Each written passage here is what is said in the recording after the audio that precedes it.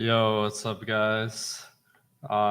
Doing some best ball drafting tonight. I hope you guys are feeling some best ball. I've been messing around with this site Drafters, and they got a lot of overlay brewing, it looks like. So should be pretty fun. Yeah, I'm just gonna try to get like a few drafts going at once, maybe even, and see if we can get some good lineups here. So I'm going to talk about how to get set up here real quick on Drafters. If you're not already if you don't have an account on Drafters yet, make sure to just click the link in the description on this YouTube video, and you get like a free bonus and everything. So looks like we got a free $20 ticket when you sign up and make a deposit. Maybe just make a $20 deposit, get 2 entries into this best ball championship. I'm just gonna look at the format real quick. I've been doing some slow drafts. I haven't jumped in these fast drafts yet, so we'll see how this goes. 250K to first. $1 million prize pool, I think. So a lot of it's going to first. I don't mind that because I want to win 250K. The interesting thing about drafters is there's no playoffs, so this is who gets the most points from week 1 to 17. But that's good for me because I don't want to pay too much attention to the week 17 matchups necessarily.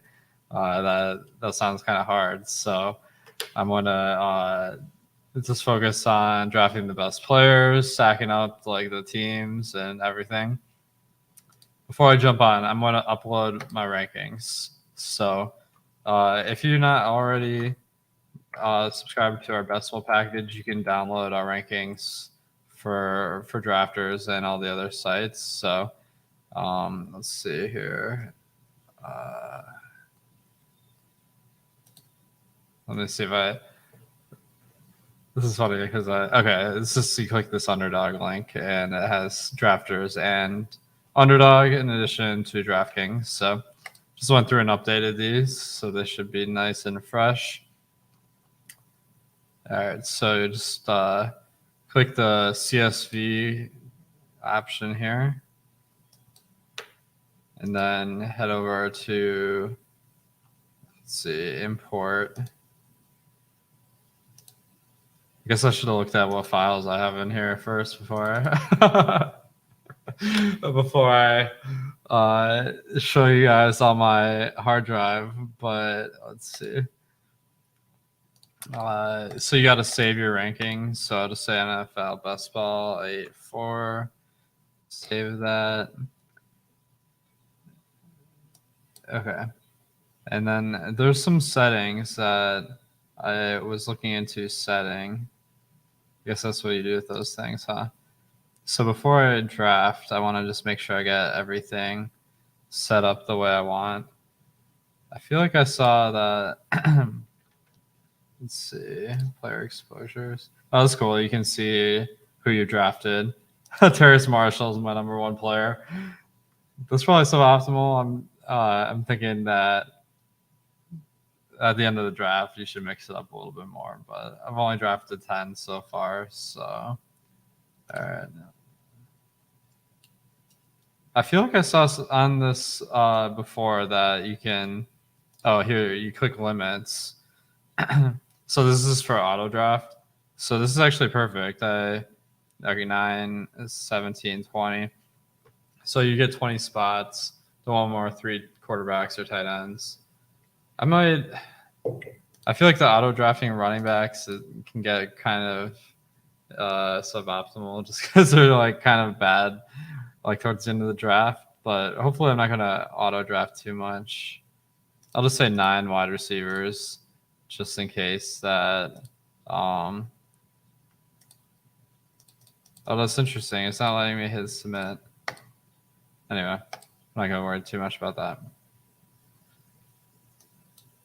All right, I'm hitting this fast draft up, so let's see. It's kind of cool. We can get a text alert here. I don't know if I need that. I'll just join one and then, all right, perfect. It's almost full, so I'm not going to be waiting very long here. You guys got some drinks tonight. I just made this Manhattan, so. All right, we got space for one more. What I'm thinking here is I'm just going to start a draft about every 5 to 10 minutes. So if you don't get in on this one, I'm planning to just do a couple drafts simultaneously. So don't worry about that. All right. Let's see.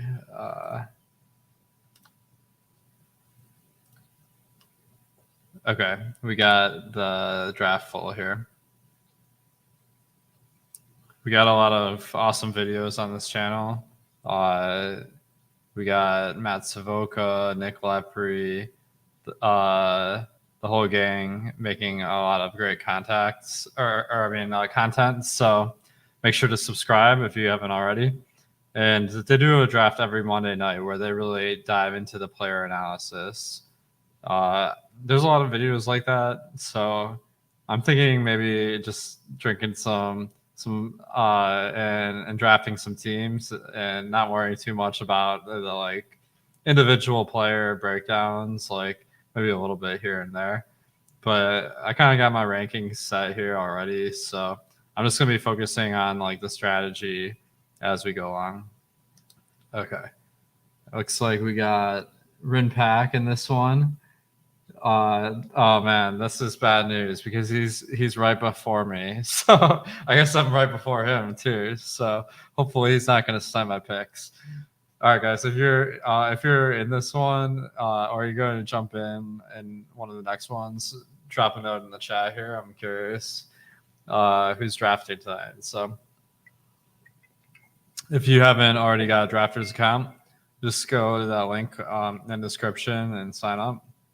And then, I think this is a great site to draft on because they got, like, if you compare this to other sites, like, okay, their best ball is like 18% full on their big contest so far, where other sites are much more full. So your odds, like, of getting a nice deal on these drafts is higher.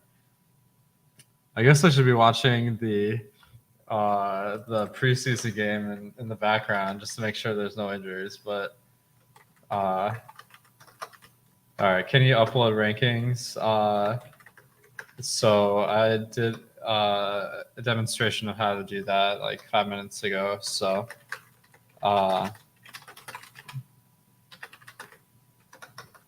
but you can use the rankings from the site.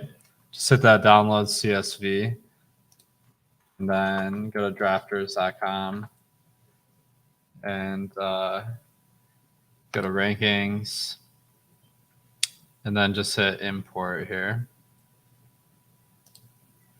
Let me just make sure that, okay. Okay, it looks like my rankings work because, let's see, Jefferson. So Adams, Henry, Diggs. Yep. Everyone's in the right order here, so this is ideal. I didn't have to worry about that at all. Like, it can be a little bit tricky if you don't have your own spreadsheet, or if you're doing your own rankings because you got to match up all these IDs. But we already took care of that for you here. So, actually, Underdog has that as well. So, I gotta throw some love to any site that has CSV upload, because that just makes our lives so much easier. I know DraftKings, I like emailed them, I'm like, we need the CSV upload, and they're like, it's on the roadmap. But I can kind of understand because working at Stochastic, we got a lot of different projects that we want to do that is hard to get to, but they're like a $4 billion company or something, and we're not. So I guess like I can't say I know what it's like to work at DraftKings, but I know they're focusing a lot on sportsbook and not as much on best ball, of course. Let me zoom in a little bit here. All right, let's see how this looks. Actually, that looks. Oh, it doesn't look bad. I just can't really read the names of the players here. So, all right, let's go with this.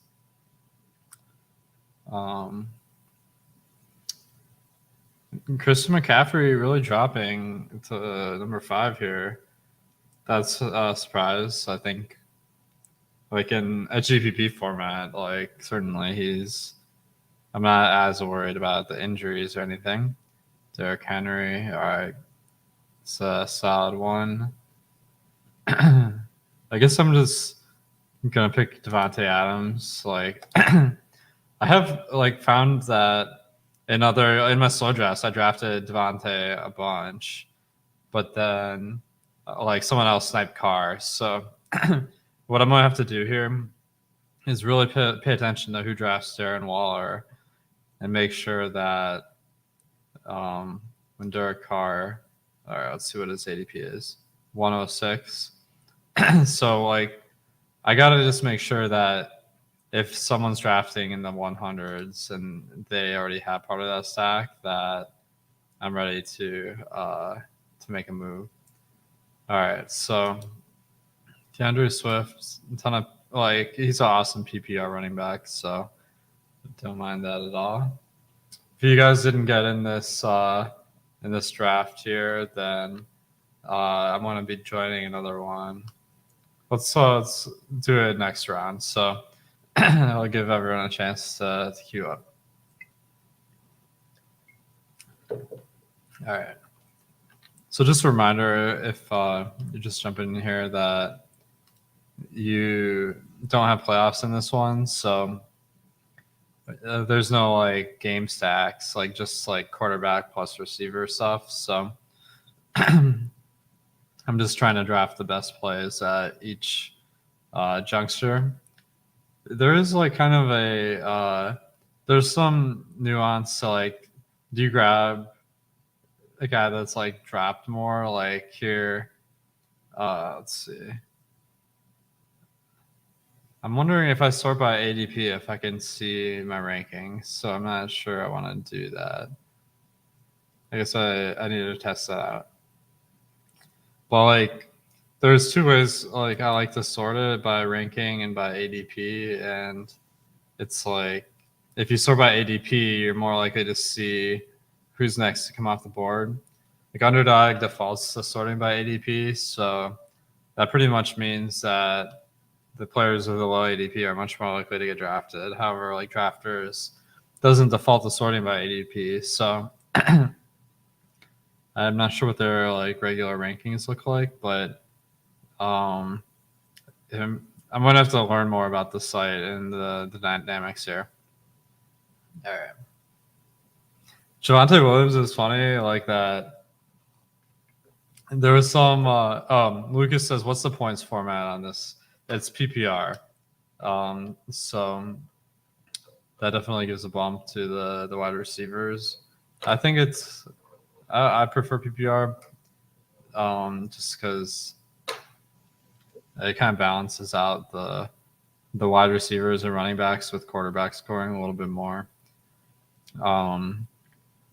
So when it comes to the players, I mean, it's already accounted for in all these rankings, so I'm not super worried about it. But all right, let's see here.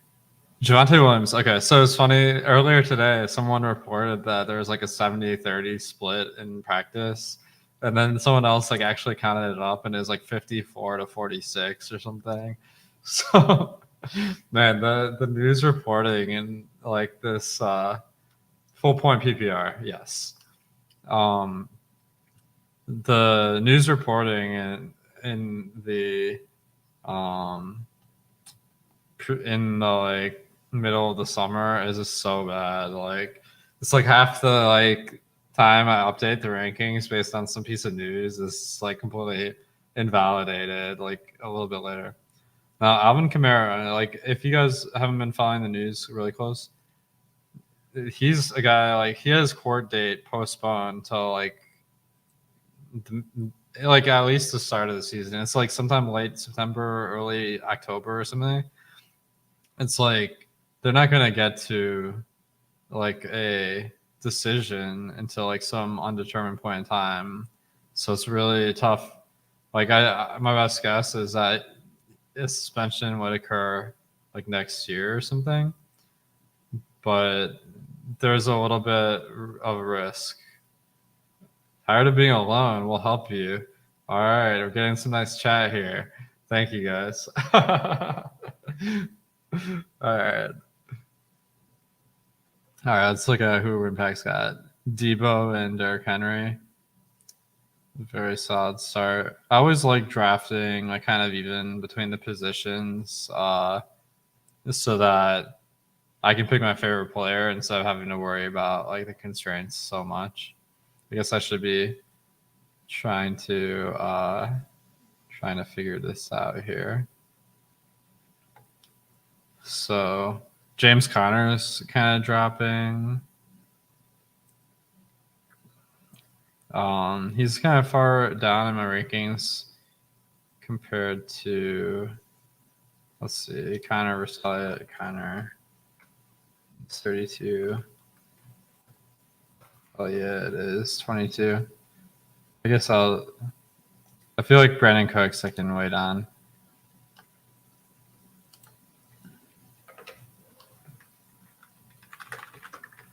All right.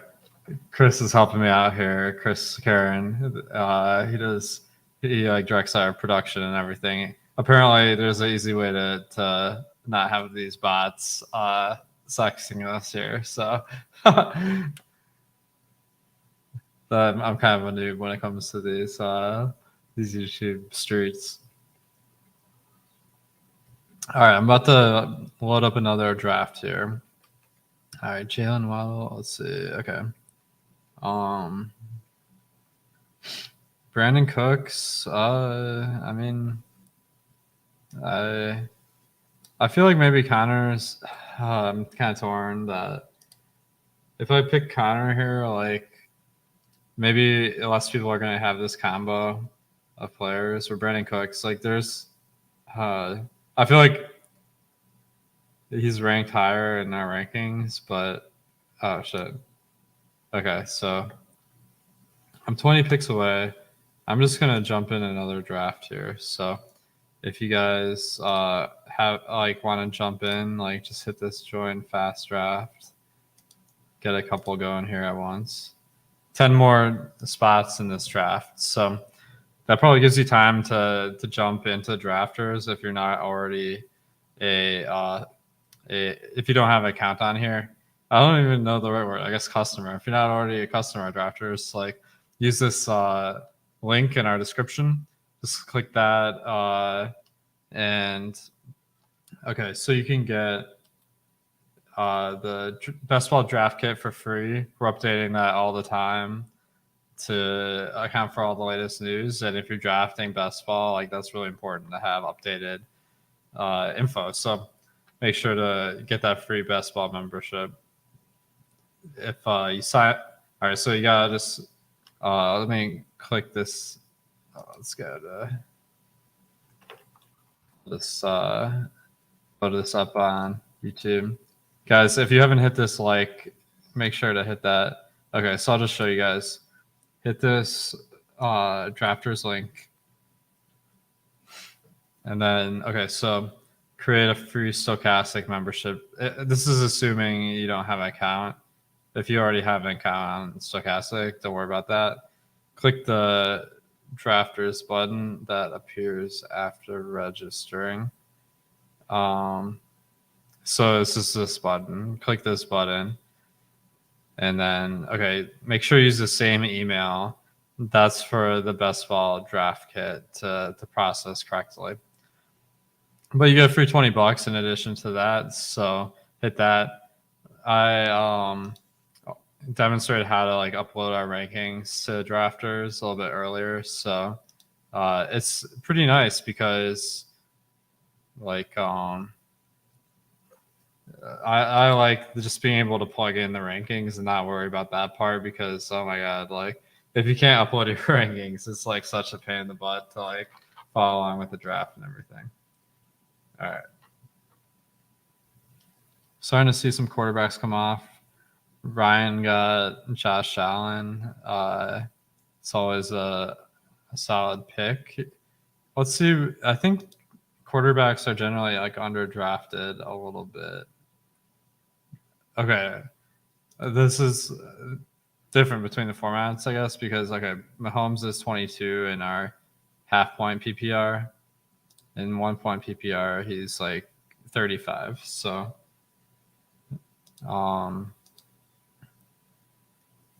some small tweaks in how you draft on these sites, but if you want like one of those premier quarterbacks, sometimes you gotta draft them early. So, all right. So as far as stacks, the ones I'm looking out for right now are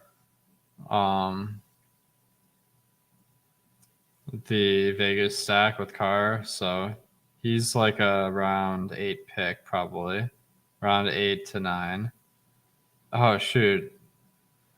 Oh no, never mind. Okay, so this is tough because Carr, his ADP is like right around 107. So there's a strong likelihood I'm going to have to pick him up above his ADP if I want him. Or if I'm betting on Adams, I want to bet on Carr most likely. All right, let me check the chat here. Aren't we tired? All tired of being alone, though. That's what I was thinking. I mean, hey, don't hate the player, hate the game. All right.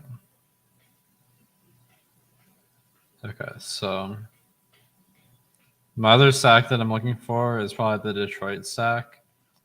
DeAndre Swift does a lot of his damage in the passing game, so let's look at Goff's ADP, 178. So I can definitely get that on the cheap. I'm actually surprised James Conner isn't drafted higher this year because, man, he like kicked ass last year. I guess they shook up the running backs in Arizona, but like he was so good, at least at fantasy. What is your best finish in best ball and what is your ROI? I honestly haven't been keeping track of ROI in best ball, but I did make the final of the 555 on DraftKings the first year. I think I finished like 4th or something. It was like 20K. I can't remember. All right. All right. Ryan must be subscribing to the zero RB. Oh, you drafted Amon-Ra St. Brown too. Dang it. All right. Amari Cooper. Oof. I think I didn't know how to like update the. I'm just gonna hope that Deshaun Watson like doesn't get suspended for a longer period than 6 games. It's really tough to know what to make of that right now. But let's look at Deshaun Watson's ADP, 174. It might be rising. I'm going pretty light on quarterbacks, so I don't know if I want to really get Deshaun. I guess it gives I have outs other than Deshaun Watson kind of playing this year, so I'm not as worried about it. All right, Dalton Schultz. This is let's get Schultz, I guess. Feel pretty good about him. There's a possibility that Dak falls to me. Let's see if Ryan has any Dallas players. No. All right, maybe I'll be good then. Let's see.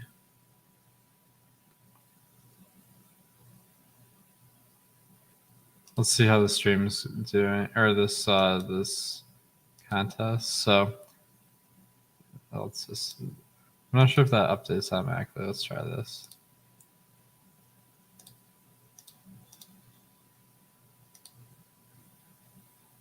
All right, so we need 9 more on that one.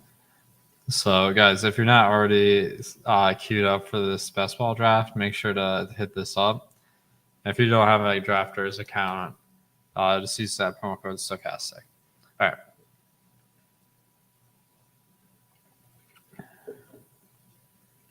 Let's see here.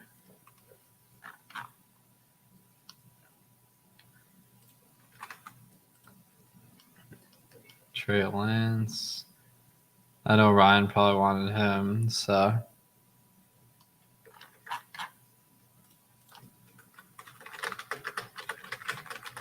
All right, we got Ryan about to jump on here, so that'll be pretty cool.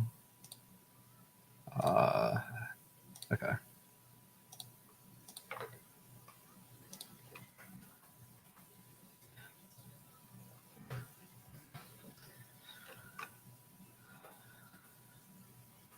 All right.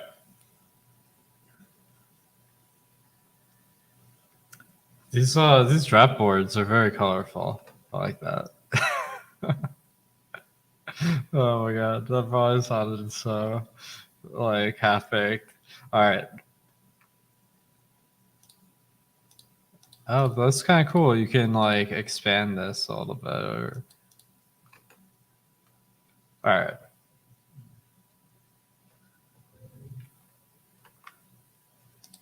So hopefully this next draft starts pretty soon.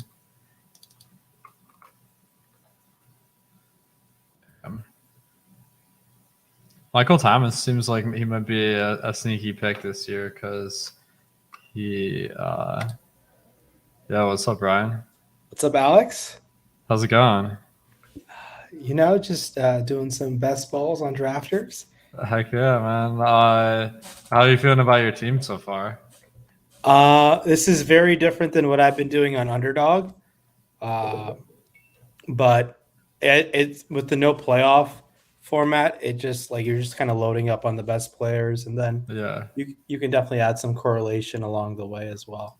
totally, man. Like it's kind of cool because like I feel like if you auto draft on like a site with playoffs, like that could mess up your whole strategy. But like not stacking isn't like the end of the world in this format. So I don't know. What do you think?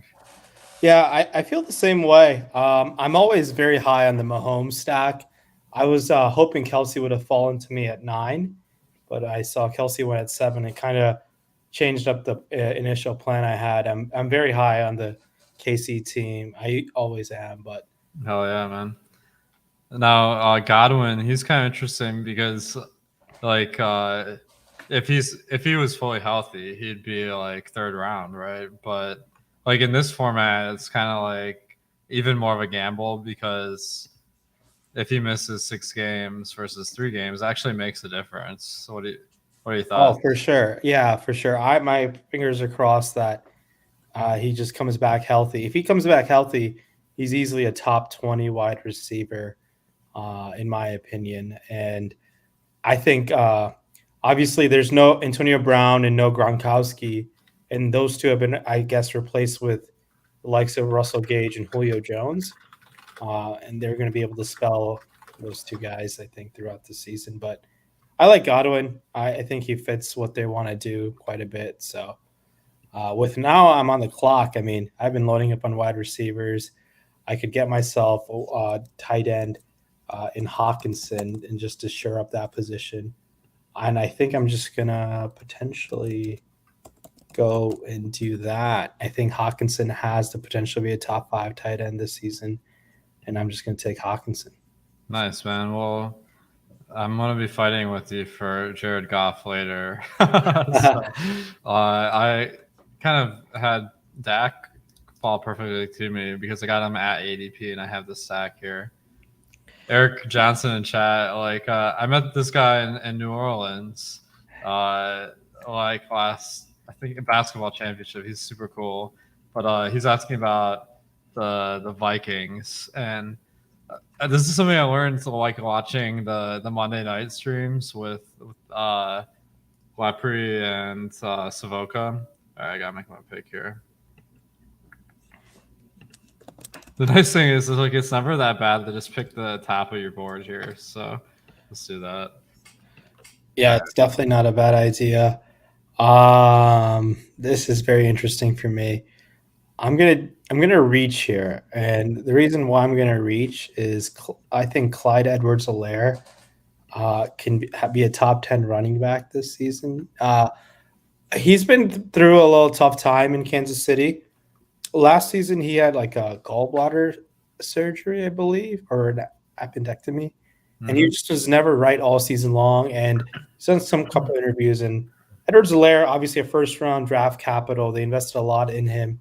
And there was times when Edwards-Helaire was a rookie that we were drafting Edwards-Helaire in the first 2 rounds. Yeah, dude. The rookie year, yeah, you like people were like he fell to round 2. That's a steal. Like that's crazy. Yeah, he was getting like the Brian Westbrook comparison, but kind of like got injured, had some injuries, maybe some ball security issues early in the season last year. But it's part of the Kansas City offense if you're going to get their running back. And it's so far, it's early. It's like only been a week, but it seems like Clyde Edwards-Helaire is the true number 1 in KC.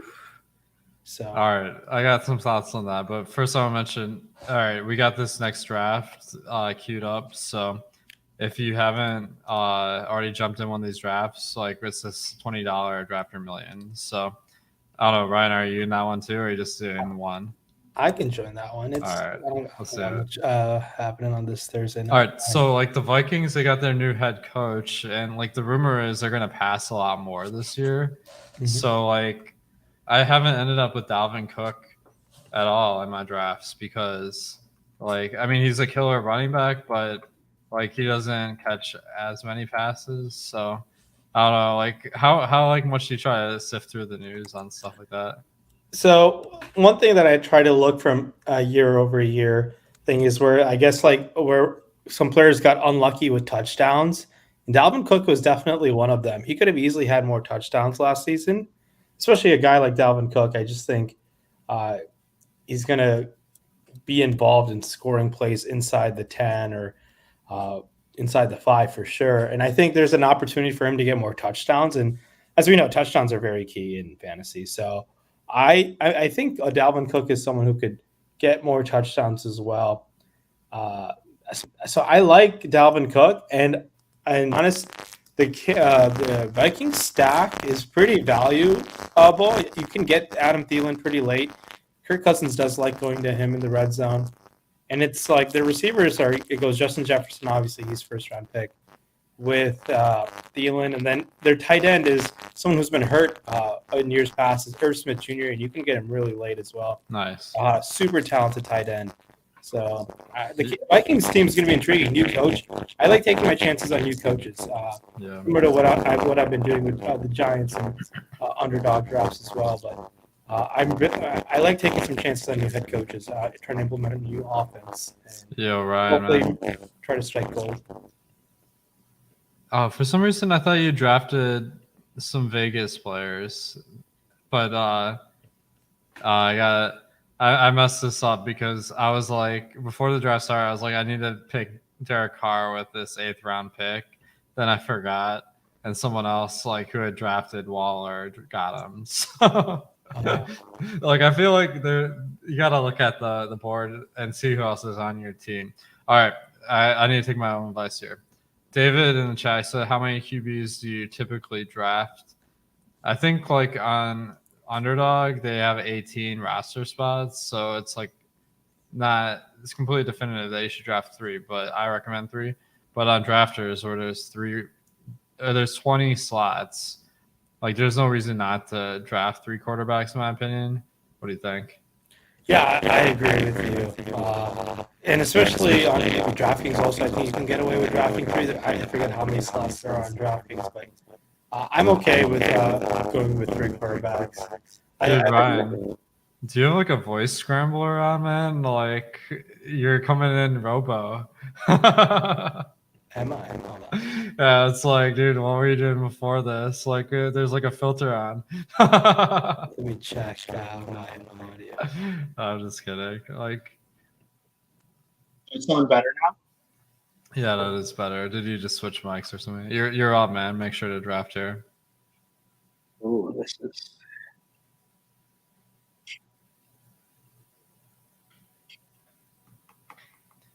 All right. Kareem Hunt, nice. This is 1 point PPR, and Kareem Hunt obviously can be involved in the passing game in Cleveland. So nice. All right. I drafted Jacoby Myers. Like for some reason, like that dude didn't score any touchdowns last year, but then like usually when a guy doesn't score touchdowns, I'm like, is this dude like secretly super short? But Jacoby Myers is like 6'1", so I'm like, this has surely gotta be like this some statistical anomaly. Like, do you ever Yeah, do you ever think someone's not good at touchdowns? Like I know Julio is a guy that has that rep. yeah. There's a guy who I'm about to draft right now who should Dude, be good at touchdowns, but you can't tip your pick like that. no But one knows. I didn't say the name though. who? All right. Um, I suppose I'm kind of torn here. Like, I feel like I just need wide receiver more than running back, so I'll go with that. All right. Who's your Yeah, touchdown scorer here? I'm gonna reach a little bit, but a guy who was a touchdown machine in Detroit, Kenny Galladay, who had 0 touchdowns last year. Kenny Galladay is gonna win someone a Million Maker this season. I guarantee it. What is behind this guarantee? He just should score touchdowns. I think he's just too big of a talent not to be involved in red zone packages. I'm just very bullish on the Giants. You got to step up your guarantees, man. Eric's out there betting that he'll eat chalk if he loses his guarantees. Eric's a madman. Yeah. Eric said, Eric Johnson in chat. Obviously, we're talking about our boy Eric Lundqvist, but Eric says he has a few giant stacks with Galladay. It seems like people are really banking on Tony this year from what I've seen, but like anyone else on the Giants seems to be super low ADP. What do you think? Yeah, Saquon Barkley, obviously a training camp darling. It seems like every season, but I hope Brian Daboll can just like maximize the talent he has. I mean, last couple of seasons they've dealt with Jason Garrett as their head coach and Joe Judge. So I do think there's definitely an upgrade in coaching mindset there. So we'll see what ends up happening with the Giants. Wan'Dale Robinson is a rookie who's going to be, I think, has jumped Darius Slayton. And Sterling Shepard being hurt with the Achilles injury, not sure when he's going to come back. Wan'Dale Robinson might be a sneaky late round sleeper in season long formats. I even like him in quite a bit in best ball formats as well. Dude, like I've been learning so much watching the Monday night streams that Savoca and Nick do. He was like Savoca was saying that like, okay, these Achilles injuries, like they've like changed the way they like do surgery, and now they like make a smaller incision that requires less time to heal. So it's like those guys like Sterling Shepard that they go out for, like it used to be like a whole year, but you got guys like Cam Akers coming back and like, what was it, like 6 months, 8 months? I can't remember. Yeah, Cam Akers was one. Emmanuel Sanders was another player who was an older player who came back very, very quick as well from an Achilles injury. It's pretty remarkable. I mean, obviously, orthopedic surgery has improved over the last decade, I'm sure, but always skeptical when these professional athletes have to come back from injuries like that, right? It's just like they put in so much torque and force on those tendons year after year. So sometimes you got to hope you're on the right side of things, especially in fantasy football. In such a variance world, it's so hard to predict injuries. It's amazing, man. Like the guys don't get injured more than they do. Like, dude, I had this like freak injury happen to me today. So like I was just moving some stuff from the office, and I like all of a sudden I was like kneeling to like pull out a plug, and I got up. I couldn't like straighten my leg all the way. Oh, no. I must have like pulled some, or not pulled. Like my knee must be like swollen or something. I've had this happen one time before, and it like cleared up in a couple of days. But it's like, dude, I was just like pulling out a plug. It's like, dude, I can only imagine like playing football. It's like you're gonna get injured all the time. It's crazy. Yeah, gotta be careful there, or otherwise you're gonna put yourself on the PUP. Yeah, the nice thing, man, is like when you get injured and you're a DFS player, it just means you're gonna play DFS more. Like so. Oh, someone sniped me Oh on man, who are you DJ going for? Shark Oh yeah, you're going for that Detroit stack, huh? at this point. Yeah. Now, this makes things a little difficult. All right, Eric said, what are your expectations for Brady this year? I mean, like he's he's got Julio Jones, enough said, right? And look who's on the top of my board. Oh, man. But yeah, I mean Brady, like it's hard to bet against him. So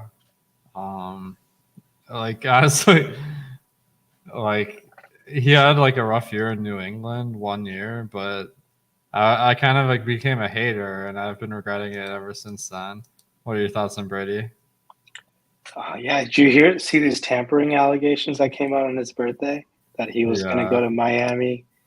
Um, yeah, Tom Brady is just he did lose his center, um, which is I do think will have some sort of impact during the season. But I always value offensive linemen a lot in the NFL, and when Tom Brady especially seems to be like a perfectionist, he's probably so yeah, particular on who his center is as well. So we'll see how that affects him throughout the training camp.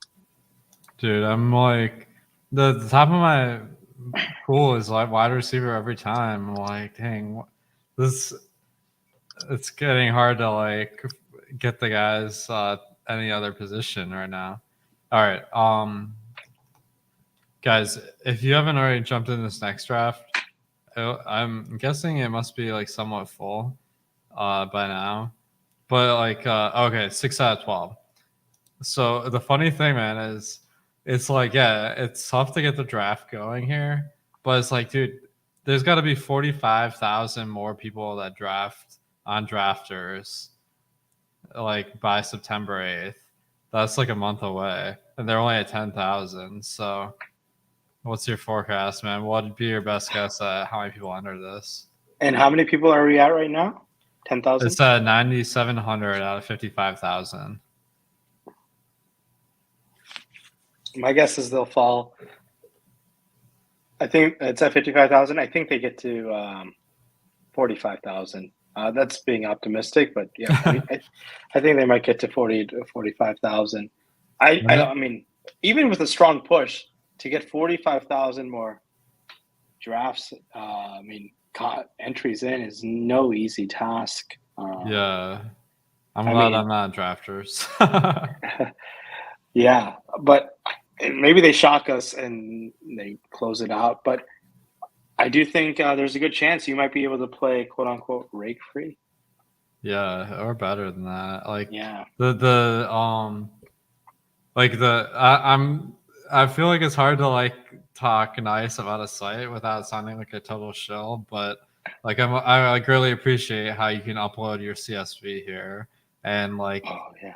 like oh my god, I don't know if you've tried on DraftKings, like, but dude, I like spent like 2 hours trying to get my ADPs or like all my rankings set up on DraftKings last year, and this year I'm like, man, I just don't know if it's worth the effort because you gotta keep changing them too.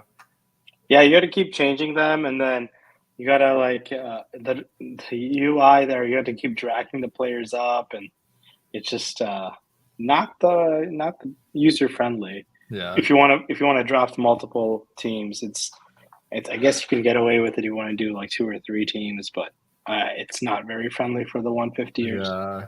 It's like if you sit there with like a pen and paper and you cross off guys off your cheat sheet, I guess you can pull it off. But like doing that like more than a couple times is just exhausting. Yeah, yeah, no kidding. Do you have any fantasy football leagues this year, like besides like best ball, just like with your buddies and stuff? So I was a commissioner for the last, I don't know, 5, 6 years of like a home league, but I chose to resign this year. Okay. I chose to resign because the league didn't get fun. We went the whole year last year without doing a single trade, which is so What? crazy. And I was like, that's not fun anymore. So I will not be being a commissioner there. I know we did. We've done an internal season-long league for the Stochastic Dude. company, right? So Yeah, Sean like dominated the league last year, man. He like like we put Sean on the waiver wire tool, like that was his tool, and he like did a killer job, and like a trade value tool, but like he was sniping guys off the waiver wire like Monday or Tuesday every week, and like he's putting a lot more effort into managing his team than any of the rest of us, and he just like wrecked us. Yeah, I think he started off like 8-0 or something last year. Something like that. I started off like 0-6, and I was like, oh god, it's gonna be embarrassing if I get relegated in this league. So I managed to pull it together. Like Ben was in our league, I think, and he never like changes his lineup. So I was like, at least I can beat him. Yeah, well, I wonder when that draft will be. It'll be a fun one for sure. Yeah. We also have like a dynasty league that we had going, but all right, I gotta make a pick here. Let's see who my quarterbacks are. Shoot. I guess I'll go with Higbee. Like, I don't know if I love drafting a third tight end here, but I do really like Higbee this year. And Michael Carter, I'm not very confident in. This is like a handcuff play, I guess.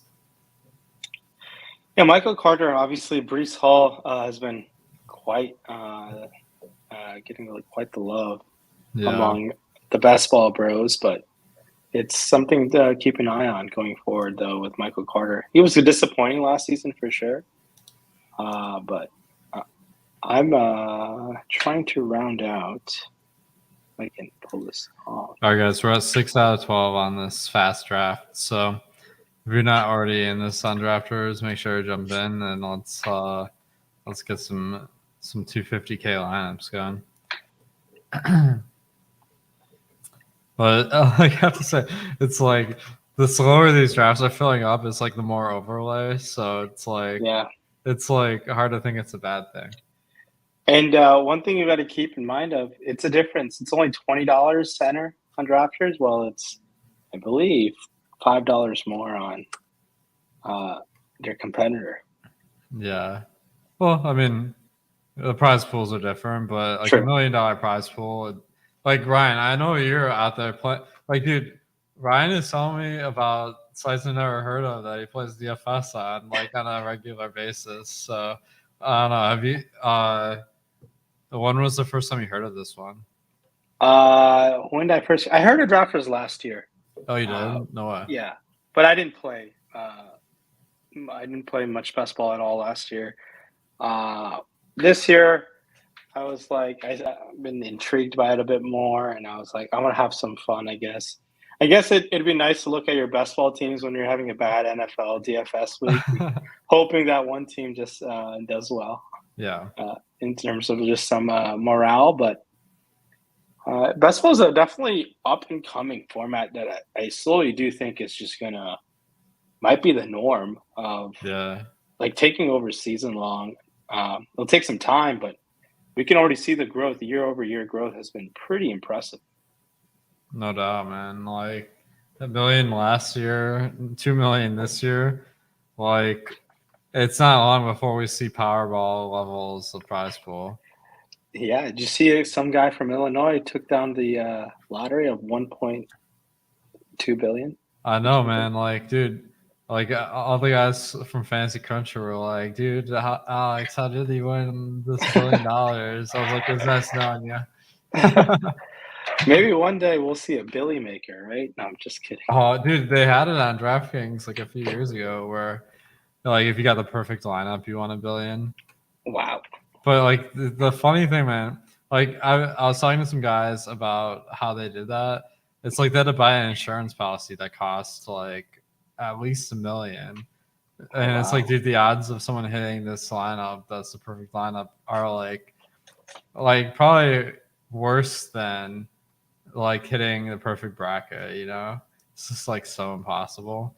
It's like if I was DraftKings, I just offer up $1 billion like every season because no one's ever hitting that. Yeah, no, that's definitely interesting to see. We'll see. Week one's always a fun week just because of how big the prize pools get. But we'll see. It's all, I mean, 5 weeks away from week 1 NFL, which is kind of crazy. Dude, I'm doing something that like I never do, man. I'm taking a vacation before NFL. Like nice. for like 10 days. So like I'm trying to clear my mind before week 1 NFL. How do you get yourself prepared for the season?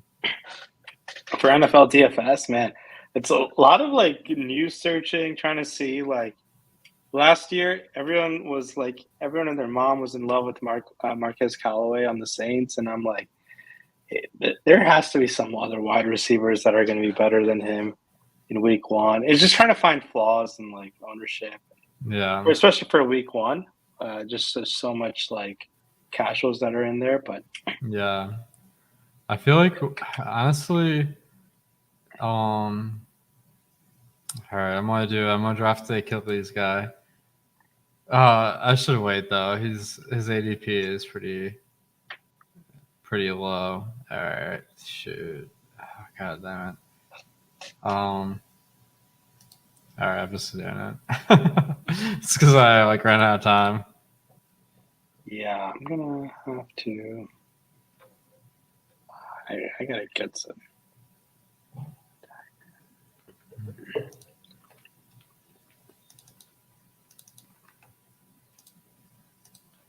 All right, let's do a check on the 7 out of 12. All right, we got a couple questions in the chat. Eric said, "How big is stacking correlation in best ball?"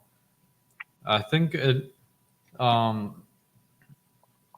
like, I'm trying to like think like, is it less important in this format where like you gotta win all 17 weeks, or is it like you need your quarterback, wide receiver to hit like several weeks of the 17? So I honestly don't know, man. What do you think?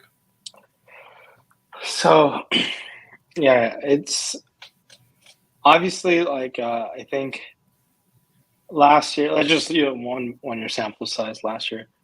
Obviously, wide receiver 1 was Cooper Kupp, and running back 1 was Jonathan Taylor. But your quarterback 1 was Josh Allen. I'm sure there were many teams that had all 3, just because of where their ADP was last year. I think you can definitely get away without stacking in this type of format. Mm-hmm. I think so. Yeah. I know in a 17-week sample size, I think. Yeah, that's true. Correlation doesn't weigh as much in this format, but I don't think it hurts you that much to have some sort of correlation to help you get you through some weeks for sure. It can't hurt you. Yeah. Like it's like those weeks where the big question mark. Okay, so I have Devontae Adams. Those weeks where Devontae Adams goes off, and it's going to have to be a lot if I want to win this tournament. And then Derek Carr is going to have like a lot of points those weeks. So I'm regretting not getting him, but he can only do so much. For sure. And like I like I think my draft, I mean, just like a couple picks in the first round just changes up how your draft is going to go just so drastically. You kind of have to like fish around. Derrick Henry is not the type of guy I usually draft at all. It seemed like I had to take him at that pick. I'm glad you decided you like money this year. He's been insane in terms of DFS. It was just mind-boggling. He just never slowed down. No, he's. I have a question for you though. Sure. In late round best ball, how do you go upon it? Like, do you just start taking like super like flyers, or do you like try to like find some correlation towards the late round? Like, do you have like a different strategy in best ball, or you just kind of stick to your rankings? You try to find like, especially later in the draft is where you can get huge disparity in ADP, but how do you try to attack this type of Yeah, I think like what I do and what I think is smart to do are like completely not aligned because it's like you get to the end of the draft and there's so many players that are probably owned in like 5 or 10% of drafts. Like it's like every other player is owned 100% except these last round guys. The only thing is I just don't know if like I'm the best person at finding that value. So uh I guess I'm kind of torn. Wow, I got sniped. Oh man. My tight end is very, very thin, so I gotta load up on some tight ends down the stretch here. Oh man, I'm I'm in bad shape too. Like I of all the quarterbacks remaining, like the ones that line up with my lineup are minimal. Yeah, so I somehow squeezed in a Matt Ryan stack here in the later rounds Nice. with Alec Pierce and Paris Campbell, and I was like, might as well get Molly Cox. I know 3 pass catchers might be a bit stretched there, but I'm okay with taking Molly Cox this late. But Oh yeah, he's super good. yeah, he's a touchdown. He's a huge target. And this year, there's obviously Jack Doyle retired, so it seemed like a spot worth Dude, taking. like I don't know how that's possible because like Jack Doyle, like I like distinctly remember that like the first week he played, or like his rookie season, he just like completely came out of nowhere and crushed. And I'm like, all right, I got marking him. Anyway, he came out of nowhere, but it's like I haven't been playing DFS that long. It's been like 7 years. It's like, damn. Well, I feel like I need to look up when his rookie season was because it's like, I guess that just shows how short NFL careers are because I guess his rookie season 2013. I just maybe it looks like he didn't catch any passes till 2016. It's kind of weird. 2016, yeah, that was. I think Andrew Luck was definitely thrown to him for a little bit, and I'm sure Brian Hoyer threw to him for a year. They went through some different quarterbacks there in Indianapolis during his tenure. Yeah, but the weird thing is, okay, he had a maximum of 120 yards his first 3 seasons in the league, and then he averaged like 40 a game the next one. So I guess that's kind of where, like I didn't like get the depth charts in 2016, and like really dig into these guys. But it seems like Yeah, week one every year, there's some guy that comes out of nowhere. Like a few years ago, it was Tariq Cohen. I didn't even know he was going to play, and they got like 22 fantasy points. He's optimal, like at 1% the first week, like a few years ago. yeah. There's always some week one outliers. I mean, Sammy Watkins always tended to blow up in week one. It felt like. Yeah. How do you feel about your team? We got a couple rounds left to go. I mean, so. I feel like there's certain spots where I could have changed things up a little bit, but like I with like so far, I ended up getting 3 tight ends, but outside of Hawkinson, it just like the rest of my tight ends don't feel anything luxurious. I don't know how the Carson Wentz Logan Thomas connection will be, but I kind of like that. yeah, I also have Terry McLaurin. That's interesting. Yeah, that's pretty good. Do you You have got the like Detroit stack. Like that's yeah. solid. Do you ever like have a max like number of players for one team? I've gone borderline like crazy with the Kansas City stack and some Nice. of my drafts. I've been reaching quite a bit, but is it like where do you draw the line in terms of just like having a certain number of players on a certain team? That's a good question, man. And like weekly, I'll have at least 4 players on my team from the same team in a given week. And that seems like a good strategy for DFS. like in certain situations. So like I'd say at least 4 is fine on best ball, but if you went higher than that, like I don't think it'd be crazy. It's just like there aren't very many teams where you like there's gonna be 5 guys that you really want them. True. I've definitely gone pretty high on some drafts. Really, how many Kansas City guys have you gotten in the same draft? If I show you my exposures to some of the Kansas City team on Underdog is pretty insane. Yeah, there's some drafts where I'll get Mahomes and then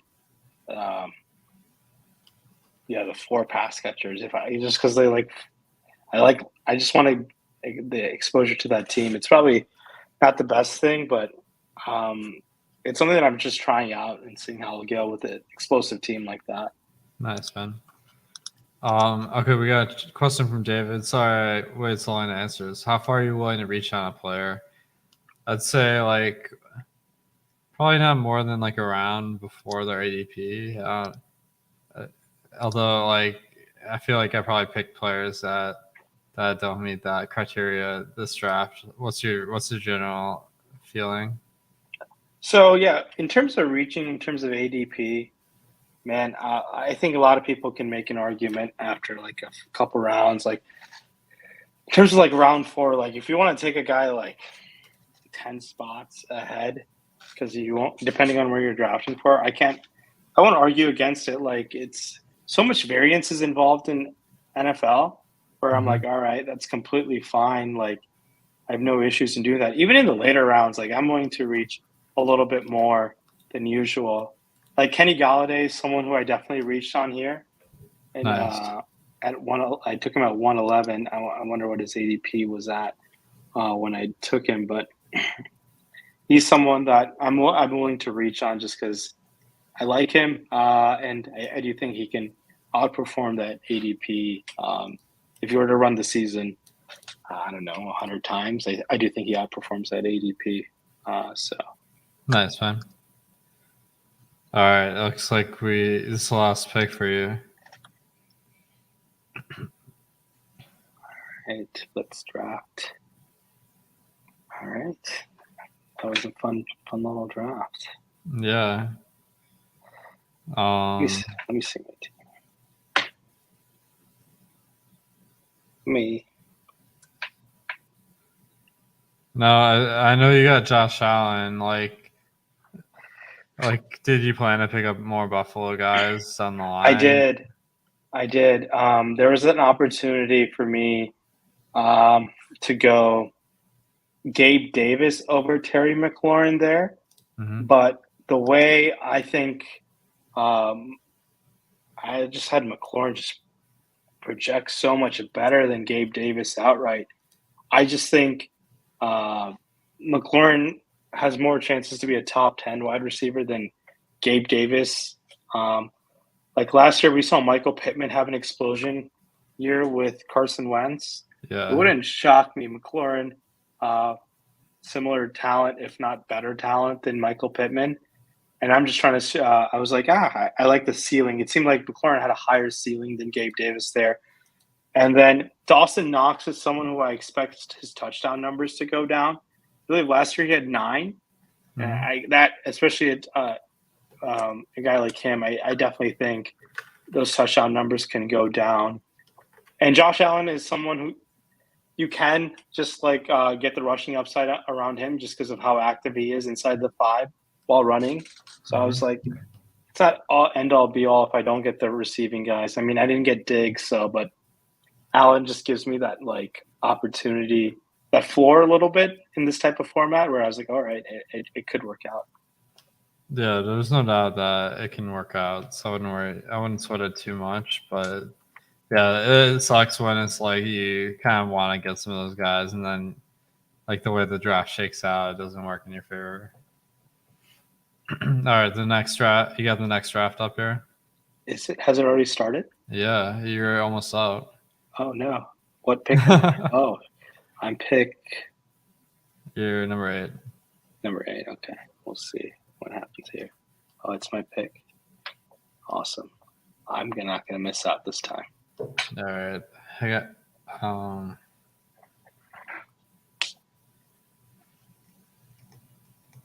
man, this is heading towards me getting the same first pick as I did last time.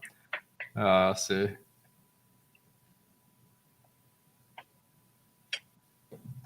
How I know you've been in Chicago this summer, man. I feel like I've barely seen you, but I haven't been doing anything fun, so I haven't had any chances to get everyone out.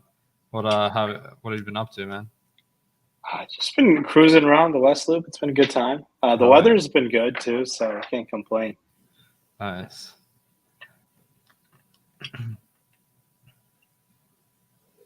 I wonder who the optimal captain is in the. Damn, I forgot about DFS. Like, what's going on tonight? 20-3. The Las Vegas Raiders are up. Oh, I don't think that the Jacksonville defense is going to be optimal. That might be problematic. Yeah, that might be an issue. I saw Josh Jacobs get some initial touches. Okay. Josh Jacobs, really? Yeah, I think, Josh Jacobs definitely played that first series. Oh, man, Jared Stidham got a rushing touchdown. That's big. That is the. I was hoping Daniel Carlson could find a way to being the optimal captain, but not this. Yeah, dude, Carlson's been like, I saw he had 9 points like almost right off the bat. So, or like, I guess he might have 8 points. I'm not sure. I think Daniel Carson's the only kicker in terms of winning.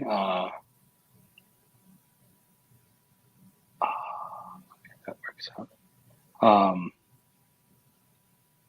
Daniel Carlson was the only kicker who was an optimal captain of like a 6-figure to first showdown. I don't think that many. I think he's the only kicker who's done it. I've seen it. Like, I remember one time Prater was optimal, but okay, it happens like once a season, maybe. Yeah. Man, I'm cashing like 45 lineups out of 150 in the preseason, but none of them are like crazy good, so not completely banking tonight. How about you? Yeah, I wasn't pretty. I didn't have. Let me see how many Stidham captain lineups I even had.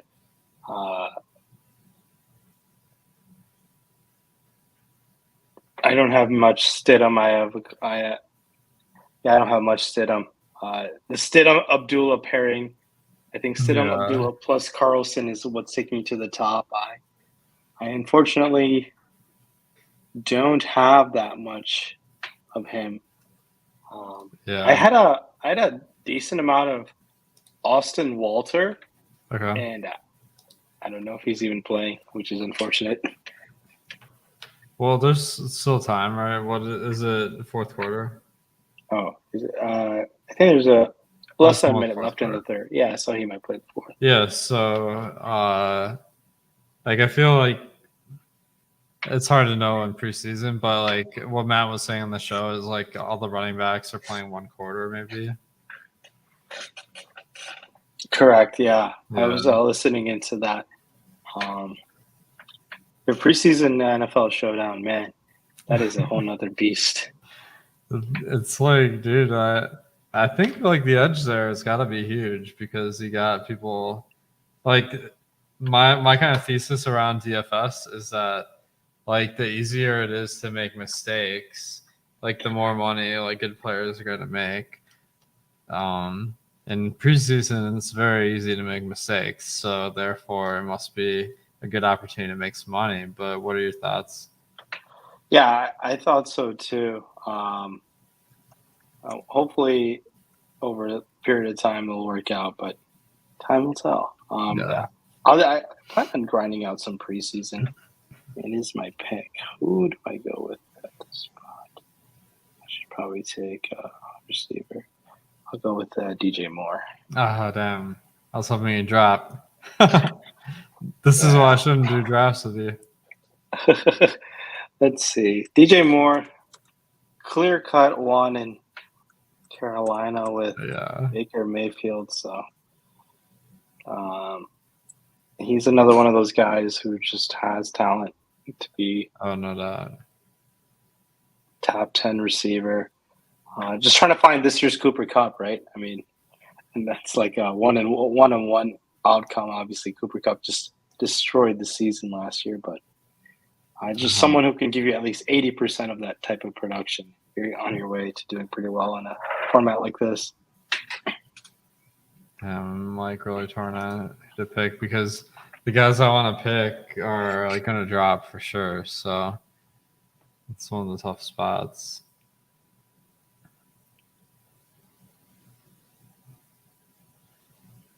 The Cooper Kupp, man, like, dude, last year was insane.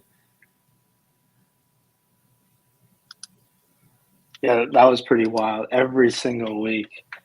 I was in on him in basketball before he was good, like 4 years ago or 3 years ago. Like the year before he tore his ACL, I think, or was it ACL? Yeah. The year they went to the Super Bowl, I don't think he played. I think he got hurt that year with an ACL injury. Okay.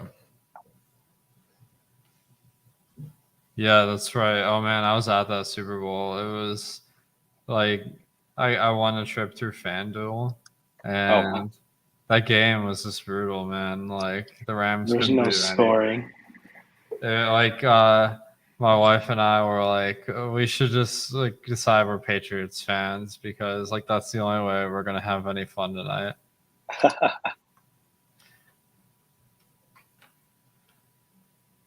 Man, I gotta just. This is a tough spot. I think I gotta go back to Terry McLaurin. Nice. What do you think of Gabe Davis this season? I think if Gabe Davis doesn't have that eruption game in the championships game, I could see his ADP being 20 spots lower. Yeah. I feel like he's overhyped. Yeah. Yeah. He's obviously there's some talent there, and obviously had a great game, but that just seems insane. Like the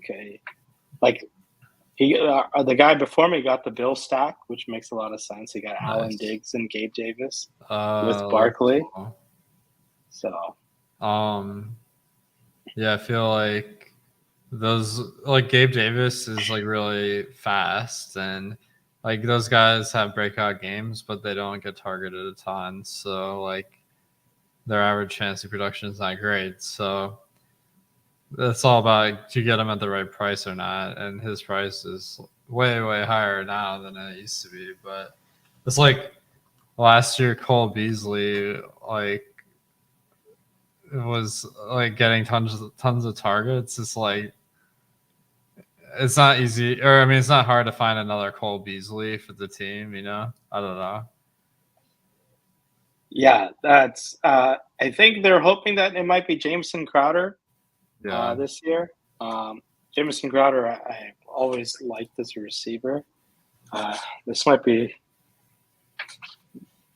his best team that he's played on some time. He was on the Washington football team and then the Jets. So yeah, dude, I just learned the other day. I was watching the show Claim to Fame. It comes on after The Bachelorette. I feel like horrible saying this sentence, man. Have you ever heard of this show? I have not, no. So they get the relatives of celebrities to like compete against each other, and they're all trying to figure out who each person is related to. And like one of them's related to Brett Favre, and they had some clue about like with a jet on it. And like apparently Brett Favre played for the Jets. It's like I like could not tell you that no matter like how many teams I had to guess. Like, did you know that? Yeah, I did know that. Okay. I did. Yeah. He played on the Vikings and the Jets. I remember the Vikings. I didn't remember the Jets. Yeah, he played on the Jets for some time. I think he also came out of retirement to play for the Jets too. Okay. I forget, but he definitely did play for the Jets there. I feel like the definition of retirement is like changing, evolving like rapidly, because you got guys like Antonio Gandy Golden. Like, this is not a call out, but it's like he's only been playing in the NFL for like a couple of years, right? And he retired. Yeah, he just retired. I've played once. I think I'm pretty sure he was in my player pool one season. Yeah, like in 1 week for DFS, just like min salary. Oh, dude, I took Kyler Murray. Nice. What do you think of the whole Kyler Murray plays too many video games? I haven't been following it, to be honest. So, should I be worried? So each time Kyler Murray, I believe the new Call of Duty comes out, his fantasy point per game drops. It's kind of like the James Harden stripper, like the strip club narrative. Okay. It's kind of what happened with Kyler Murray. It's kind of wild. Wow. When is the next one coming out? I have no idea, but we need to be like really like looking at the calendar here. Yeah, let me see if I have the. Do you play Call of Duty? I do not play Call of Duty. No, I don't. Yeah, me either.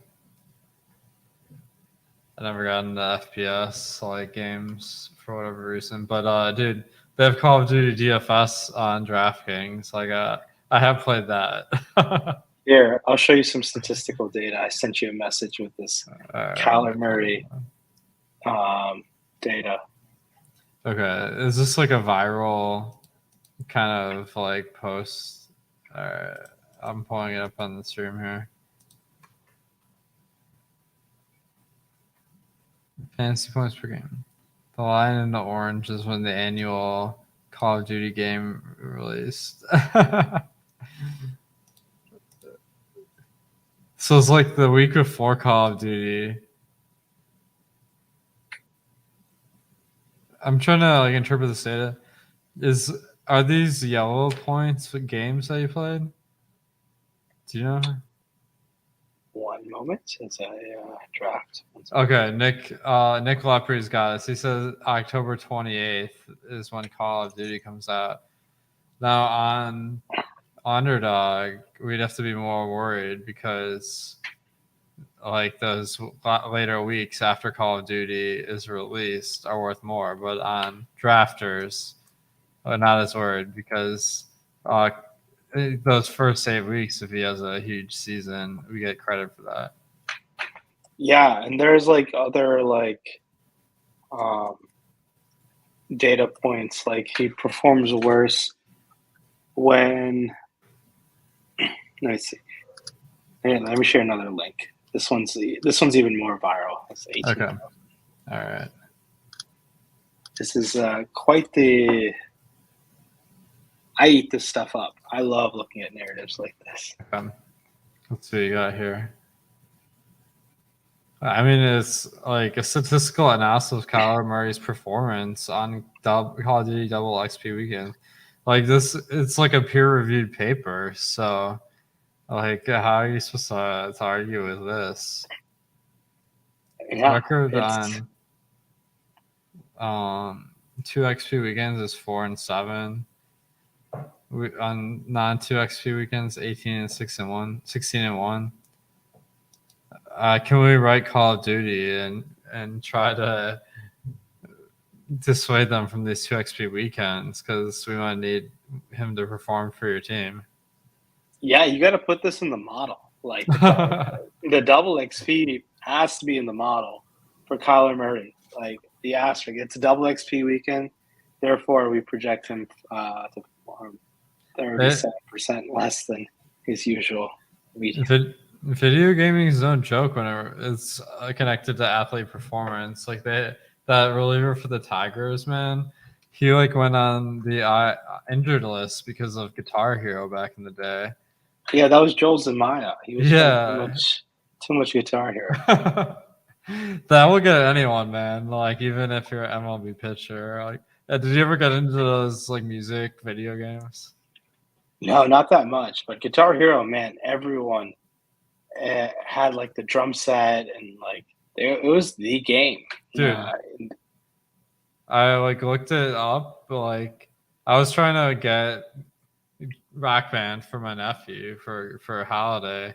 They don't make the game anymore. Like all those rhythm games like no longer exist. They're just kind of like relics. That's kind of wild. I know, yeah. It was so big, like you're saying, and then I guess it was just a fad. But I kind of want to play those games again. Yeah, no, that's definitely very interesting. Yeah. Tough spot to be in right now. Not sure where to go. I'm gonna reach a little bit. Okay. What's your opinion on taking pass catchers of quarterbacks who run a lot? Like, obviously, Devonta Smith of Jalen Hurts. Yeah. Jalen Hurts runs a lot. The Baltimore receivers with Lamar Jackson. I'm always very skeptical of their performances on a week in, week out basis, and even more so on a season-long perspective as well. Like, I am never I'm always skeptical of drafting guys like Devonta Smith, AJ Brown, Marquise Brown last year when he was in Baltimore. But this year, I mean, it's Rashad Bateman and Mark Andrews. I mean, Mark Andrews did really well down the stretch last season. That's after Lamar got hurt. But how do you feel about those receivers? Are you always a little skeptical on their performances when they're playing with such a rushing, like not run first quarterback, but the guy who can run like, I don't know, 10, 12 carries, 15 carries a game? Yeah, I think those guys, they're just like overdrafted in best ball and in fantasy where the problem is you're looking at Marquise Brown and you're like, okay, he's the number. I actually have him in this draft, so I guess I shouldn't be talking too much smack, but like he's the number one wide receiver in Arizona. It's like that means a little bit less when the pass percentage is lower for the team. So, and Baltimore is always like the worst offender where their wide receivers are just like always like not that great just because they don't pass enough. I don't know. But Mark Andrews is a good counterexample. I'm in an interesting spot. I can now take the correlation with DeAndre Hopkins coming off the PED suspension. Nice. But he's going to miss so many games where it's a bit, I'm like burning 6 weeks, but the upside of DeAndre Hopkins down the stretch, I mean, I'm going to have to take it now. Nice, man. Like, I think, it's like whenever you get a guy who's suspended, it's like if you're strong at that position, like in the rest of your team, and in a 20-person draft, like 20-round draft, like you can definitely get plenty of wide receivers to make sure that those first 6 weeks don't hurt you. Yeah, and right now, based on the roster I have, kind of it's all right. It's could be obviously better, but nice. We'll see who I can get on this wraparound in round 9. What do you think about? Do you plan? Sorry, go ahead. What do you think about the Seattle quarterback situation where it's like Drew Lock and Geno Smith, and like they keep saying Geno Smith is like more likely to start, and I'm just like having a tough time wrapping my head around like how to play this in best ball. Geno Smith is going to start. Really? Wow. They say he's been the best quarterback in Seattle. It's like that.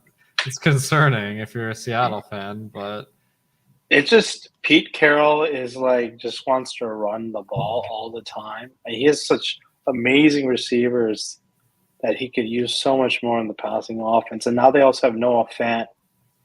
I mean, I'm always of years of late. It just seems like Pete Carroll's ways have kind of like run its course.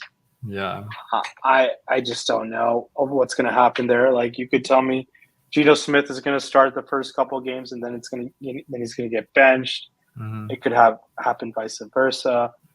It's just going to be a very annoying quarterback situation to pinpoint over there. That's true. I mean, remember last year what Miami was doing? Like it would start Jacoby Brissett, Brian Flores would, and then he would just sub him out in the third quarter and play Tua the rest of the way. Oh, dude, I'm getting like I think I like had what is it called? Like those are repressed memories for me, where like I'd forgotten about that until you like mentioned it. Yeah, so like, I mean, I don't expect that to happen in Seattle, but it certainly could. But it's a situation to keep an eye on for sure, I think. Eric was saying, I'll ask you this question after you're done with the pick here.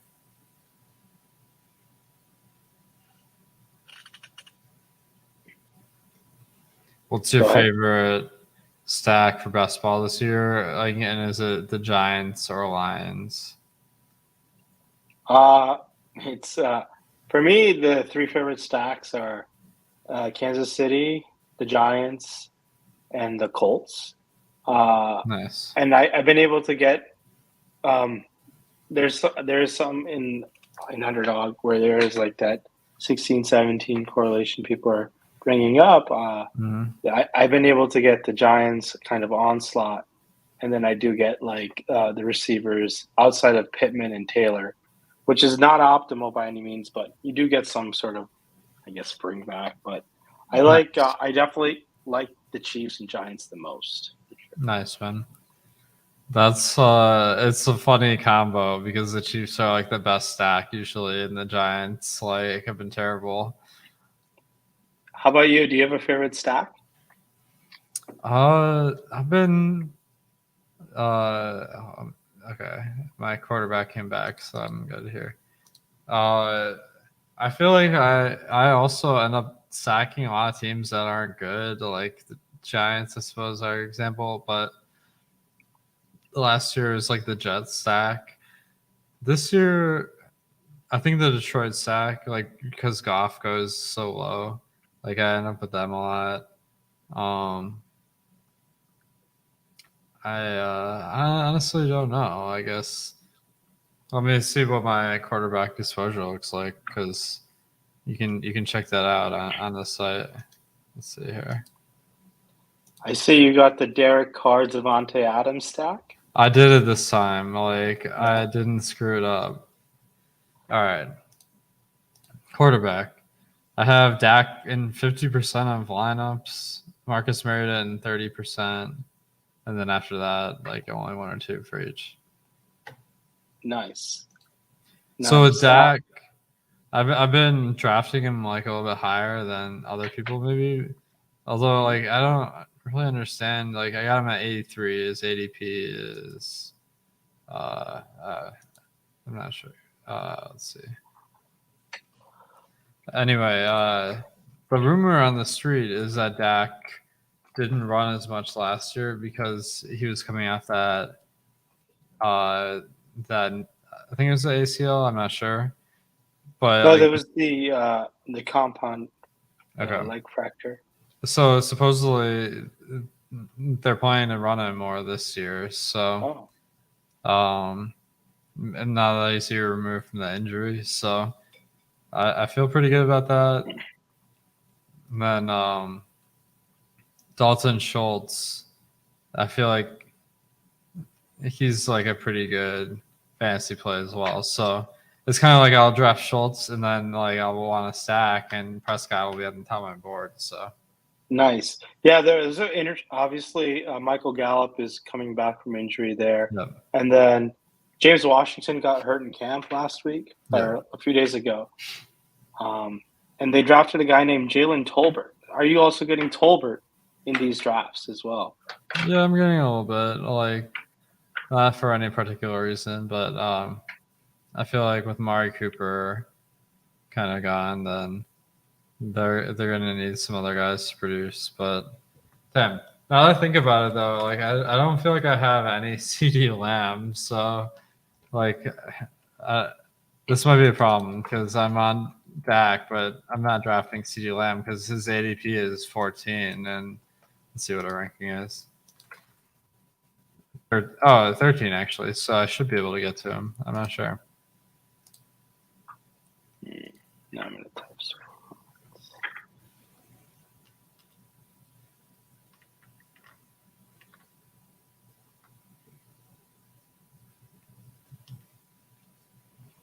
Yeah, that's what you got.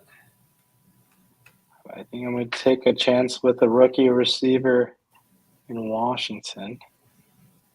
Nice. In Jahan Dotson.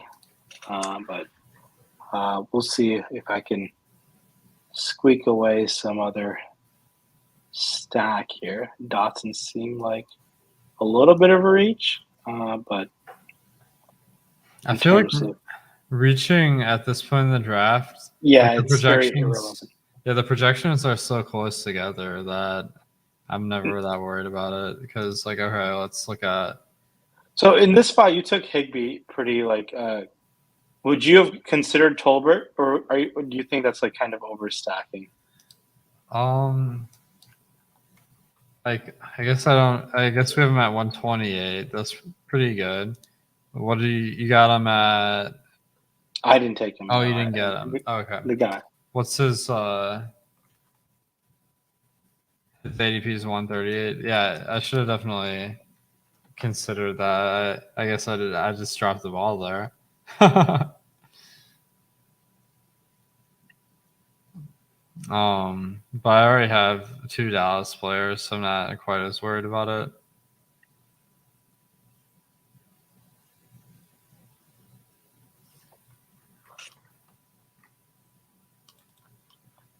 DJ Shark was very good for a year in Jacksonville. I do think he's a kind of a sleeper receiver there in Detroit this season. Obviously, Jameson Williams is going to be out till around November. Yeah. So DJ Shark is one of those guys. Everyone's on Amon-Ra St. Brown, but come November, if you were to tell me if DJ Shark is having a better fantasy season, it wouldn't shock me if that were the case over there.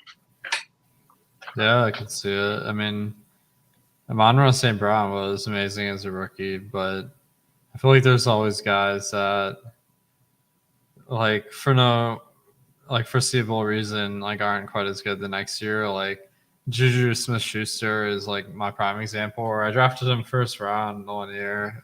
It's like the year that Antonio Brown left the Steelers. Okay. And Juju just, like, sucked that year. Like, I just don't have any way to explain it. It went completely contrary to, like, our data models, where it's like, if a really high target receiver leaves, then, like, the other guy should get more targets, but just not work out in practice. Yeah, I do think I'm one of those guys who I think values wide receiver versus cornerback matchups on a week in, week out basis. I do think it matters a little bit. Like sometimes these offenses like run strictly offensive. Like DeAndre Hopkins, I think only plays on the left side of the offense. Mm-hmm. Like, and then you can usually see what the wide receiver cornerback matchup looks like.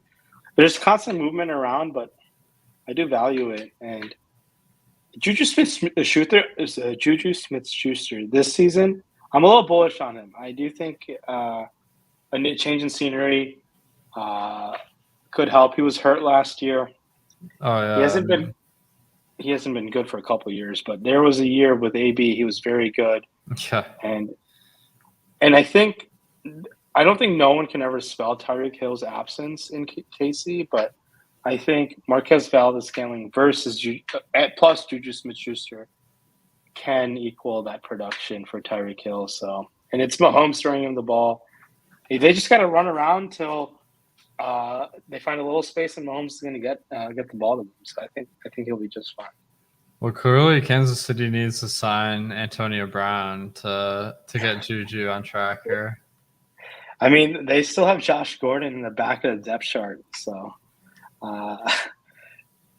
Antonio Brown, it's just like I wonder. I mean, I think he's done. The guys who I'm expecting to see what happens and who gets signed are guys like Will Fuller, Odell Beckham. We'll see what ends up happening to those guys. I have to admit, I'm a little bit sympathetic towards Antonio Brown because, like, although he acted like kind of erratically on the field, to say the least, like, it seems like the team was kind of screwing him over with that injury he had. I don't know. Did I get auto picked? No, I got auto picked to Ronald Jones. Oh shit, dude! Like, how do you feel about that?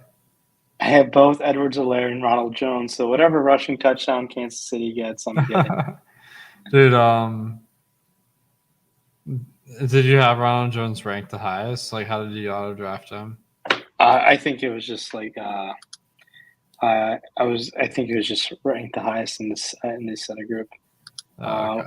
Going back at it, I think I would probably have gone to Jameson Crowder, but it is what it is. Okay. All right, I need some wide receivers. None of them are. Shoot. I guess I'm just gonna not draft a wide receiver because none of them are high. Deshaun Watson. Oh no. Is that risky? Yes, I think it is risky because I think the NFL filed I think they filed some sort of. Oh yeah, they appealed. Appeal. Yeah. And they want him to get like a year-long suspension. So, I am avoiding Deshaun Watson this season in my drafts. I know he could be potentially the best quarterback from week 7 onwards, but got to be a little cautious. The thing that's like odd is I kind of lost my train of thought. He didn't play last year, so I was thinking like I was kind of wondering if teams or the league would like count kind of like the time he sat out last year towards his punishment, but it appears that's not the case at all. Oh, yeah, that's not the case at all. I just think they didn't want to play him because he would be a distraction to the team.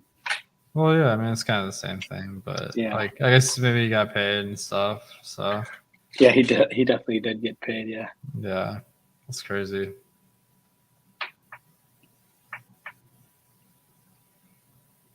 Fortunately, we've been lucky that there haven't been any crazy scandals in the DFS world. Of late? Yeah, that's true. Like it's like when someone does something bad in DFS and in betting, it's like they like took the money for some squares or something. Like there's nothing there's never anything like super crazy. Yeah, I guess that's one way to definitely look at it, but I guess like success is usually based on like other people's failures, right? So no matter what you're looking at there, someone's failing when one is successful. So yeah. But in terms of scandals, do you think we'll get any scandals this year? What are you going to set the line at? Well, I saw that Empire Maker and Killer B were thinking about having a fight or something. Like, if that happens, that would definitely stir things up a little bit. Oh wow, that's like an actual fight? Like you think it'll go down? A lot of people have thrown some smoke at other fights around, but nothing has ever formulated. I feel like one of us has to actually like call out someone for a fight and actually have the fight, because like otherwise this is going to be this endless cycle of people like proposing a fight and then 3 months of Twitter posts about it and then nothing.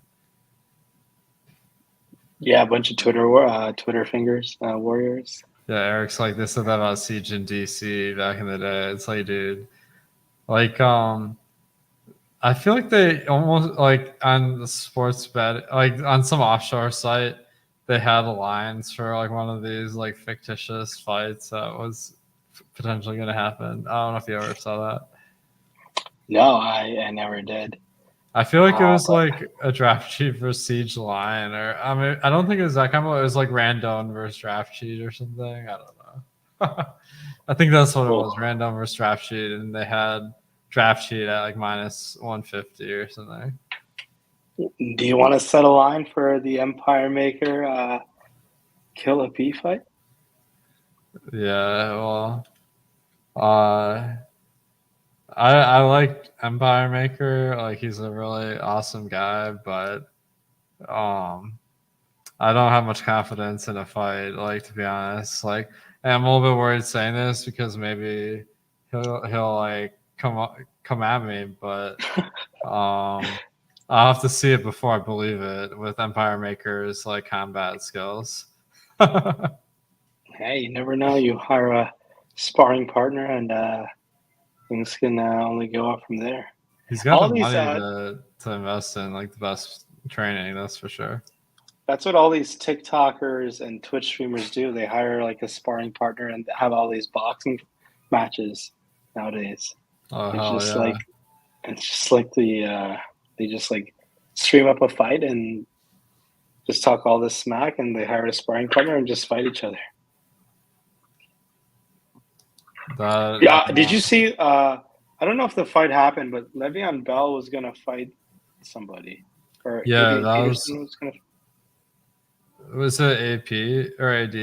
Yeah, I remember seeing that, and I was like, "Dang, that's gonna be the night of the year if that happens." Yeah, I'm gonna have to draft Carson Wentz now. That sounds awful. Nice. Yeah, it is Adrian Peterson. Yeah. But it said it was supposed to be July 30th. Did it not happen? Like it's funny, man. This article on, yeah. Well, I haven't heard about it. Like, have you heard about it? I just seen like some promotional thing. I don't know if like the fight actually went down or not. Okay, so it got postponed. Okay. Let's see. It's postponed to a later date, so maybe it'll happen still. Who do you feel like is a better running back? Who's a better running back? Well, I guess who would be a better running back today, I guess, is a better question. Because obviously Adrian Peterson, he's like MVP 1 year.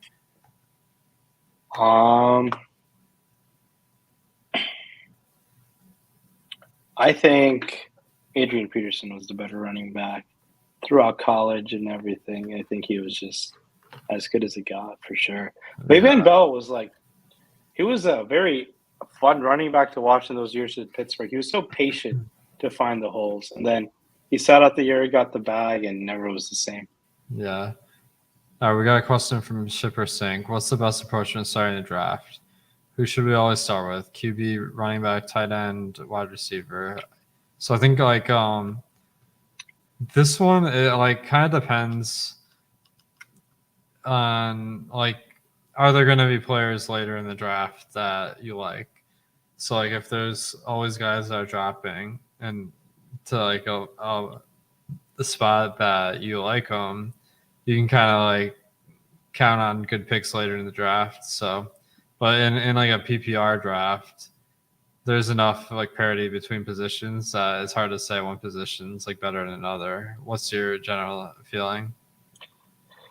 Yeah, I just think it's in like the start off a draft. Very rarely is your first pick ever a quarterback, in my opinion, unless you're playing in like a special like super flex or some sort of league.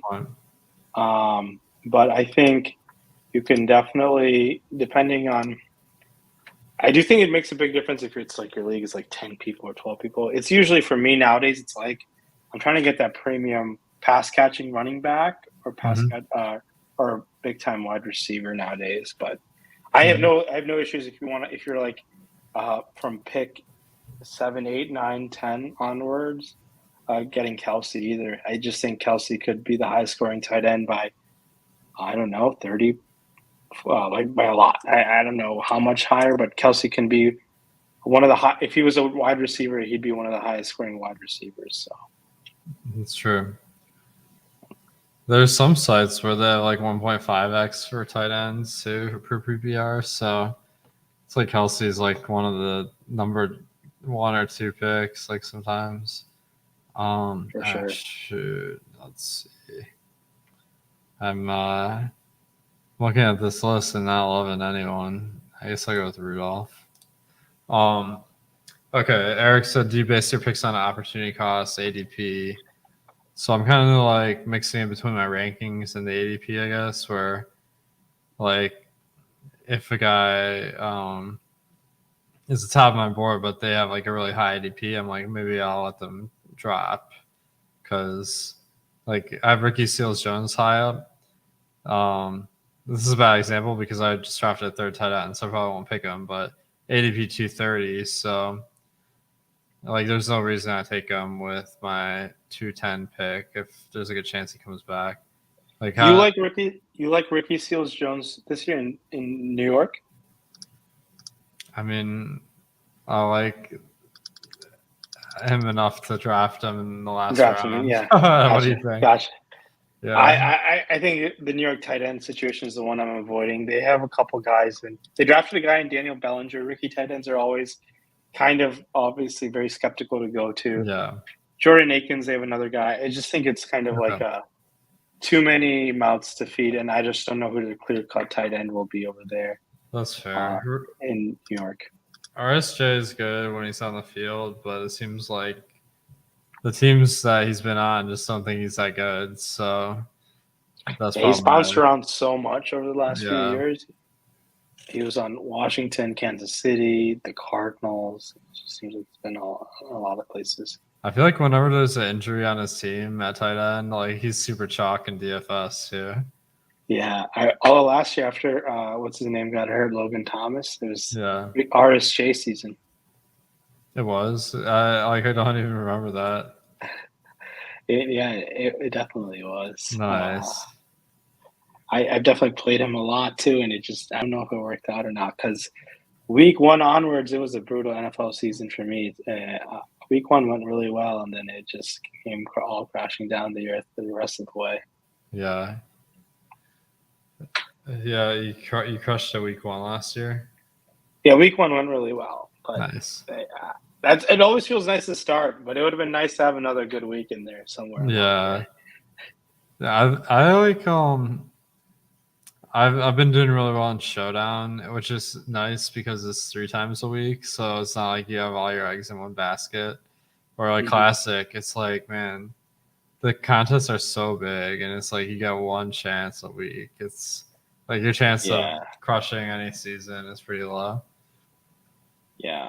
Now I just realized I have very bad running backs. So David said, who do you have the most exposure to in round 17 on Underdog, 19 DraftKings or higher, and why?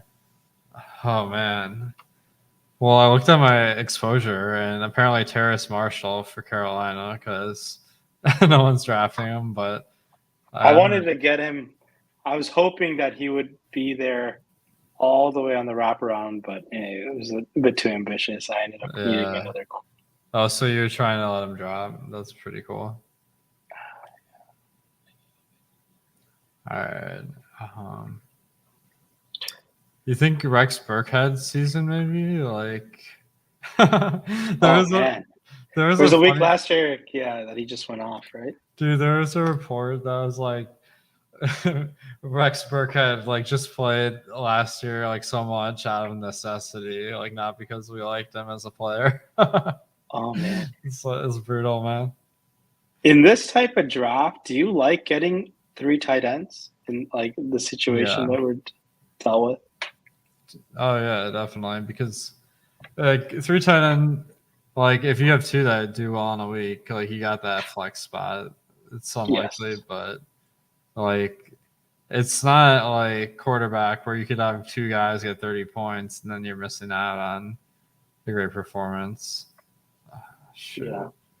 If you have so like your flex spot is like the third best running back or the fourth best wide receiver or the second best tight end. So it's not that hard to imagine like your second best tight end that's going like your fourth wide receiver, you know.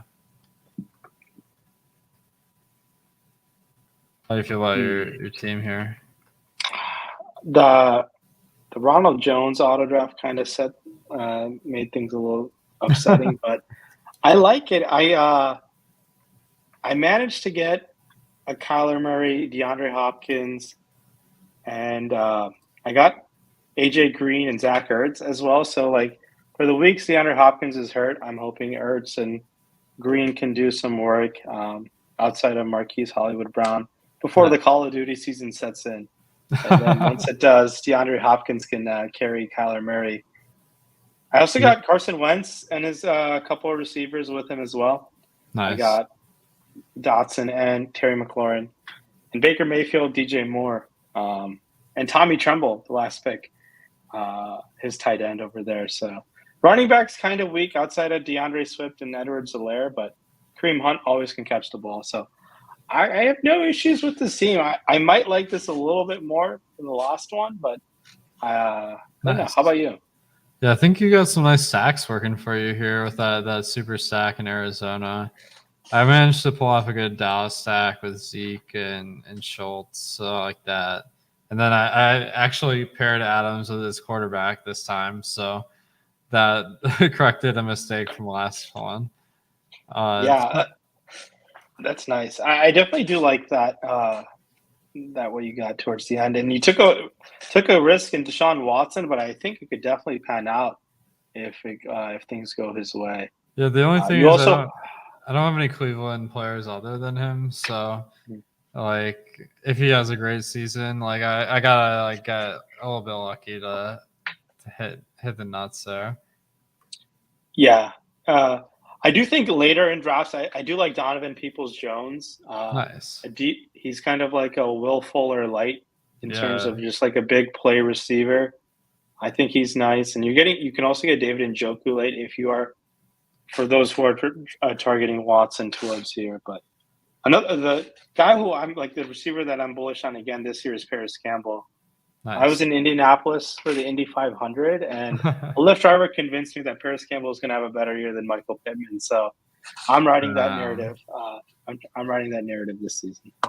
Well, hopefully that means Paris Campbell is going to have a good season. That Michael Pittman's going to have a bad season. So, but all right, guys. Before I got a question here, but I want to mention drafters. Like, if you're not already a customer here, then they got some nice incentives to join. You can get $20 free and also our best ball kits. So hit that link in the description and sign up.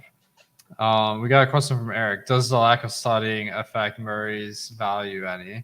I mean, do you have, like they took that out of the contract? They has to do 2 hours of film a week. Like, does that make you nervous?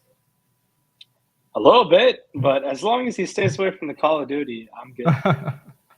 Yeah, I mean, it's hard to imagine fitting in 2 hours of studying when you got all that Call of Duty. So, I mean, but how many players are playing Call of Duty that we don't know about, you know? Great question. I'm sure many are playing Call of Duty. Yeah, so we got to do a broader. We should try to do a research project where we determine the probability of each player playing Call of Duty from their fantasy scores. Oh yeah, that'd be quite the research project. Yeah, we need to really advance the fantasy football industry. So, dude, someone drafted Gronk. What do you think about that? Wow, he might come out of retirement and just win the league. Maybe that's kind of I think an auto pick for sure. Oh, you think so? Okay. I think it could be an auto pick at this point, but I mean, Rob Gronkowski, if you week 10 after the bye week, he just wants to play the last 5 games. Brady's Well, struggling. I don't know. that doesn't help you too much on drafters, unfortunately. Yeah. The format it's nice. It's a little less like you don't have to worry too much about that playoff format. And plus, the potential overlay looks really nice on drafters. Definitely, man. Well, hopefully, like we can, one of you guys drafting or one of us will take it down. Like it'd be pretty cool if someone banked at 250K and we could like have a replay of the draft as is happening. So That'd be kind of cool. Yeah. yeah. So guys, make sure to take advantage of that promo with drafters if you haven't. And Ryan, man, it was a lot of fun drafting some best ball with you. Hopefully we can do it again soon. Sounds good, Alex. All right, guys. Good hanging out, and we'll have to do it again soon. All right. Catch you guys next time.